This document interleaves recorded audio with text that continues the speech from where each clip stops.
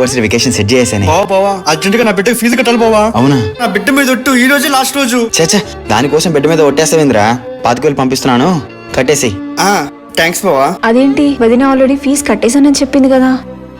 ఏంటి బావా అంత ఆలోచిస్తున్నావు? మన అకౌంట్ లో 50,000 షార్టేజ్ వచ్చిందిరా, నువ్వేమన్నా వాడావా? చచ్చా, నా బిడ్డ మీద ఒట్టు బావా, నేను దొంగనా?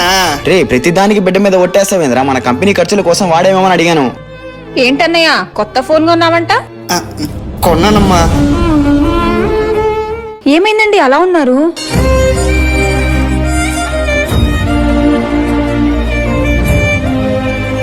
మళ్ళా 10,000 పోయాయి. అన్నయ్య బీరువాలో పెట్టిన 19,000 ఏంది నన్ను అడుగుతున్నావు? నా బిడ్డ మీద తెలుసు, నీ బిడ్డ మీద ఒట్టు అంతే కదా. నీకు ఎంత కావాలో అడిగి తీసుకోవాలే కానీ ఇలా దొంగతనం చేయకూడదు. దొంగతనం చేసి పైగా నీ బిడ్డ మీద ఒట్టేస్తున్నావు. బిడ్డ విలువ బిడ్డ లేరని తప్పించిపోయే వారికి తెలుస్తుంది, నీకేం తెలుస్తుంది? బిడ్డలా చూసుకునే బావని మోసం చేసావు. పోరా ఇంట్లో నుంచి.